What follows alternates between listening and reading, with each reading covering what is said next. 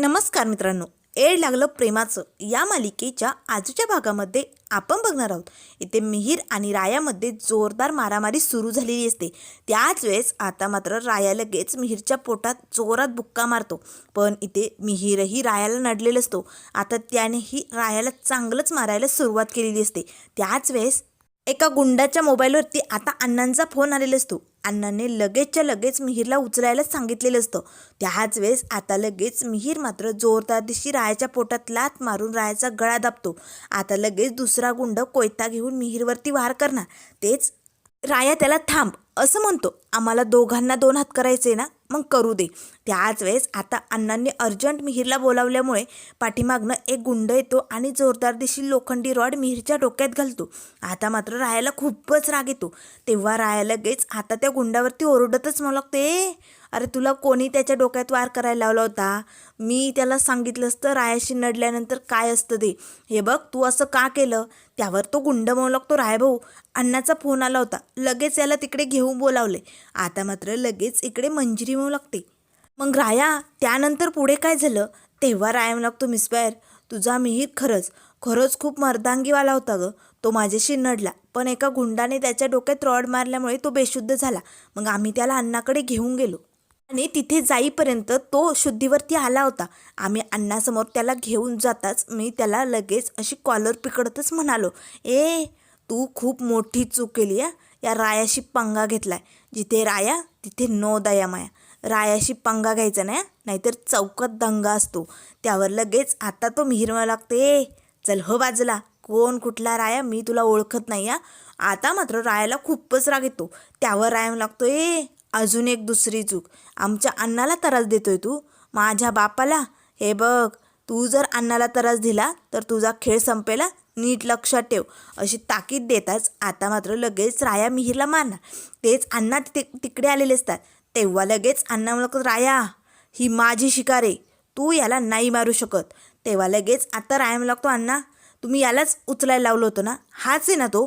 त्यावर लगेच अण्णा हसतच म्हणू लागतात, राया आजपर्यंत तू कधी चुकीच्या माणसाला उचललंय नाही ना, यालाच उचलायचं होतं. याने मला लय त्रास दिलाय. बास आता याचा मी गेम करणार. आता रायाला धक्काच बसतो, म्हणजे अण्णा याला मारणार आहे. त्यावर लगेच आता राया अण्णांकडे बघतो आणि म्हणू लागतो, अण्णा काय बोलतोय तुम्ही? याचा गेम करणार तुम्ही? तेव्हा अण्णा म्हणू लागतो, हो याचा गेम झालाच पाहिजे. याच्यामुळे मला लय त्रास होतो या, त्यामुळे बास याचा काटा काढायचाच. आता लगेच मिहीर जोरजोरात हसू लागतो. तेव्हा लगेच अण्णा आता त्याच्या डोक्याला बंदूक लावतात आणि म्हणू लागतात, हसायला काय झालं तुला? दात काढायचे नाही, अजिबात हसायचं नाही. तेव्हा मिहीर म्हणू लागते, माझ्याशी नडता येत नाही म्हणून असं मला उचललं आणि जीवे मारण्याची धमकी देतो काय? चल मारून टाक, कारण माझ्याशी लढण्याची तुझ्यात ताकदच नाही आहे ना. माझ्याशी 2 हात तू करूच शकत नाही, हो की नाही? म्हणून असं उचलून मारतोय ना मला. मार मार, तू हरलायस, मार. असे म्हणत आता मिहीर जोरजोरात हसू लागतो. त्याच वेळेस अण्णा म्हणू लागतात, राया याचं हसू बंद झालं पाहिजे, मला त्रास होतो याच्या हसण्याने. राया ही घे बंदूक आणि ठोक याच्या डोक्यात गोळ्या, ठोक, याचंही हसणं बंद करून टाक राया. असे म्हणत अण्णांनी आता ती बंदूक रायाच्या हातात दिलेली असते. आता राया मात्र लगेच त्या बंदुकीकडे बघू लागतो. त्यावर अण्णा म्हणू लागतात, राया विचार कसला करतोय? अण्णाचा शब्द म्हणजे तुझ्यासाठी शेवटचा शब्द आहे. चल पटकन याच्या डोक्यात गोळ्या घाल. त्यावर लगेच आता राया बंदूक मागे घेतो. आता मिहीर आणखीन जोरजोरात हसू लागतो. तेव्हा अण्णा म्हणू लागतात, काय झाले राया, तू नाही मारणार का? याला टपकवणार नाही का राया, बोल ना. तेव्हा राया म्हणू लागतो, हे बघा अण्णा ही तुमची शिकार आहे आणि तुम्ही मला याला उचलायला सांगितलं, मी उचललं. पुढे काय करायचं याचं ते तुमचं बघून घ्या. तेव्हा अण्णा म्हणू लागतो, राया तू माझा शब्द मागे फिरवतोय. तेव्हा राया म्हणू लागतो, हे बघा अण्णा आजवर या रायाने एकाचे हातपाय तोडले, टंगडे तोडलेत, त्याला मोडलं तोडलं, पण कुणाचा बी आजपर्यंत जीव घेतला नाही. राया किडनॅपिंग करीन, एखाद्याला उचलेल, तुमच्या सांगण्यावरून त्याला इकडे घेऊनही येईल, पण त्याचा जीव कधी राया घेत नाही. त्यामुळे अण्णा मला माफ करा, मी नाही याचा जीव घेऊ शकत. असे म्हणत ती बंदूक आता रायाने अण्णांच्या हातात दिलेली असते. आता मात्र लगेच अण्णा म्हणू लागतात, ठीक आहे राया, तुला नाही मारता येणार ना, तर याचा गेम आज मीच करणार. असे म्हणत आता राया लगेच अण्णांच्या पाया पडतो आणि तिकडनं ते गुंड आणि राया निघालेले असतात.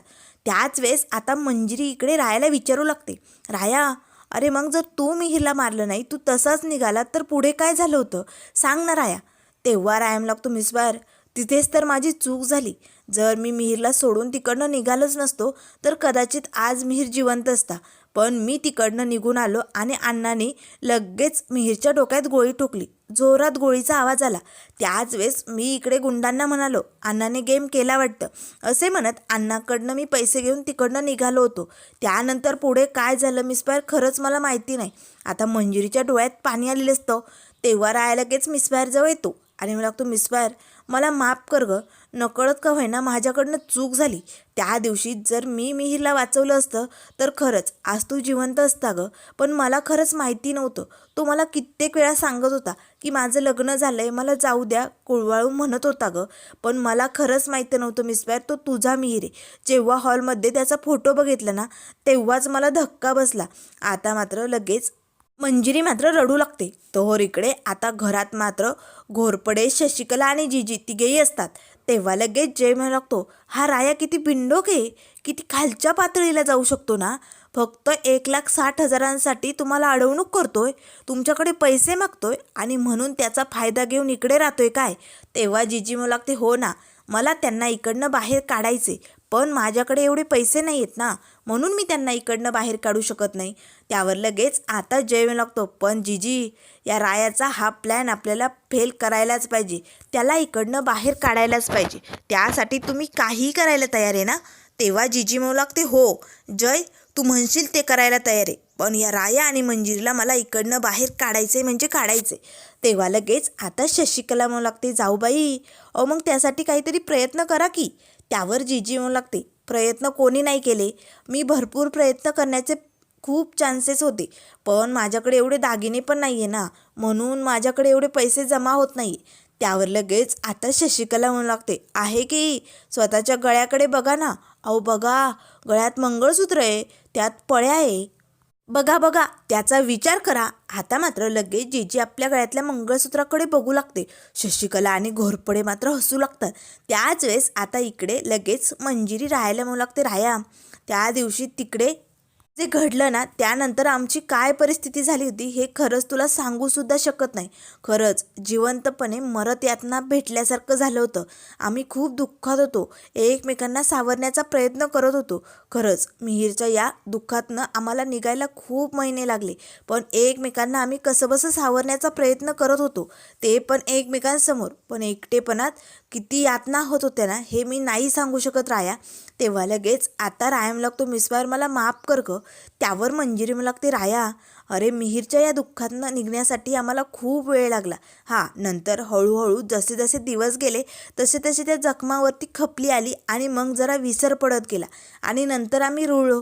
पण अचानक पुन्हा जर मिहीरचा विषय निघाला तर मग तूच सांग राया, त्या मनातल्या जखमा पुन्हा वरती आल्या आणि त्याच्या खपल्या निघून पुन्हा त्यातनं रक्त निघायला लागलं.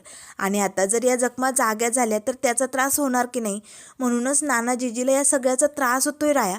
तेव्हा राया लगेच हात जोडतच मिसबारला म्हणू लागतो, मिसबार नकळत का होईना माझ्याकडनं चूक झाली ग मिसबार, मला माफ कर खरंच मिसबार. तेव्हा मंजिरी लागते, राया अरे चूक झाली नाही, खरंच तुझा खरेपणा समोर आलाय. एवढं सगळं होऊनही तू सगळं सत्य सांगण्याचा प्रयत्न केला राया, ते पण लग्नाआधी. यातच तर तुझा खरेपणा आहे की नाही राया.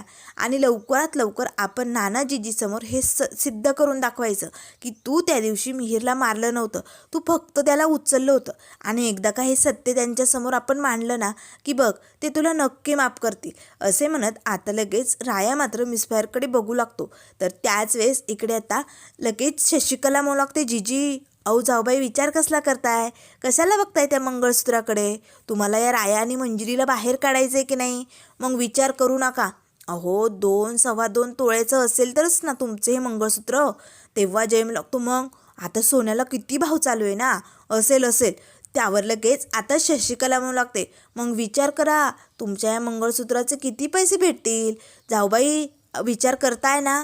तेवढ्यात लगेच आता जिजी म्हणू लागते, हो मी काही करायला तयार आहे, मला फक्त या दोघांना इकडनं बाहेर काढायचे, मी आलेच. असे म्हणत जिजी आता लगेच तिकडनं रूममध्ये निघून जाते. त्याच वेळेस आता शशिकला आणि घोरपडे खूपच खुश झालेले असतात. तेव्हा लगेच शशिकला म्हणू लागते, जय अरे म्हातारी तर पार सटकली. अरे वेळ लागले तिला. या राया मंजिरीला इकडनं हकलवण्यासाठी ती काहीही करायला तयार आहे. तेव्हा जेम लागतो, शशिकला हे खरं आहे का स्वप्न आहे, मला ना तेच पटत नाही आहे गं. चिमटा घे बरं. आता शशिकला लगेच घोरपडेला चिमटा घेते. त्याच वेळेस आता शशिकला म्हणू लागते, खरं आहे खरं आहे, बसला ना चिमटा. म्हातारी आली. तेवढ्यात आता जीजी येते. आता मात्र लगेच शशिकला म्हणू लागते, काय झालं जाऊबाई, तुमचा निर्णय बदलला आहे का? नाही द्यायचं आहे का मंगळसूत्र? मग जाऊ द्या, नका देऊ. त्यावर जीजी म्हणू लागते, नाही, माझा निर्णय झालाय, मी मंगळसूत्र द्यायला तयार आहे. असे म्हणत आता लगेच जीजीने ते गळ्यातलं मंगळसूत्र काढलेलं असतं. तेव्हा लगेच आता जय म्हणू लागतो, जीजी अहो मंगळसूत्र काढलंय खरं, पण तुमचा गळा असा कसं वाटेल जीजी ते?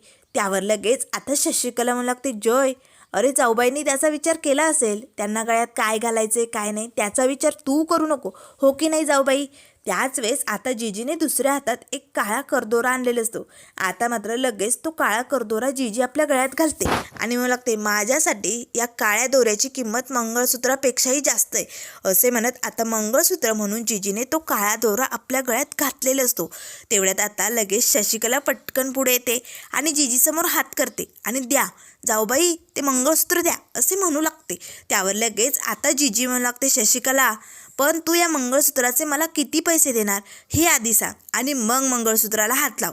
त्यावर लगेच आता शशिकला म्हणू लागते, जाऊबाई मी तुम्हाला याचे 50-60 हजार देऊ शकते.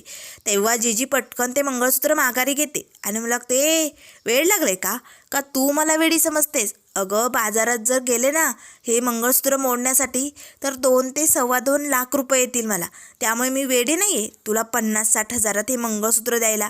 तेव्हा लगेच आता जय म्हणू लागतो, अगदी बरोबर जीजी, शशिकला काकू काय बोलतेस तू? तेव्हा शशिकला म्हणते, बरं ठीक आहे, बाजारपेठेत नका जाऊ, बरं तुमचं राहू द्या माझं राहू द्या, 1 लाख रुपये देईल मी. त्यावर लगेच आता जीजी म्हणू लागते, जमणार नाही, 1 रुपयासुद्धा कमी घेणार नाही. तेव्हा शशिकला म्हणू लागते, बरं ठीक आहे, मग तुम्हाला किती पाहिजे ते तरी सांगा. त्यावर जीजी म्हणू लागते, मला 1,60,000 रुपये पाहिजे, ज्यामुळे मी या रायाला धक्के मारून इकडनं बाहेर काढून देईल. तेव्हा लगेच शशिकला म्हणू लागते, पण एवढे?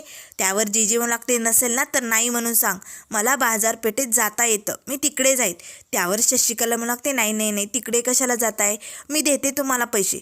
तर इकडे आता लगेच राया मिसफायरला म्हणू लागतो, मिसफायर आता नाना जीजी मला माफ करतील की नाही हे मला माहिती नाही गं, पण खरंच मी जे काय केलं आहे ना त्यात माझी चूक आहेच मिसफायर. तेव्हा मंजिरी मला लागते, नाही राया, मी नानाजीजीसमोर सिद्ध करून दाखवेल की तुझी त्यात काहीही चूक नाही. आणि राया तसंही आता बास, आता हा विषय नको, आपण हा विषय इथेच थांबूया आणि चल बरं झोपून घेऊया. तेव्हा राया लागतो, हो मिसफायर झोप, तूही थकली असशील ना दिवसभर, आराम कर बरं, मला काही झोप लागणार नाही, मी इथेच थांबतो. तेव्हा मंजिरी मला लागते, काय झाले राया? त्यावर राया मला लागतो, मिसफायर जीजीने एक विषारी साप घरात आणून ठेवलाय, नकळत का होईना आपला राग वाढवण्यासाठी, आपलं प्रेम करण्यासाठी जीजीने या सापाला घरात घेतलंय खरं, पण तो कधी डंक मारेल, कधी आपलं विष पसरवेल सांगता येणार नाही गं, म्हणून त्याकडे लक्ष द्यावं लागेल.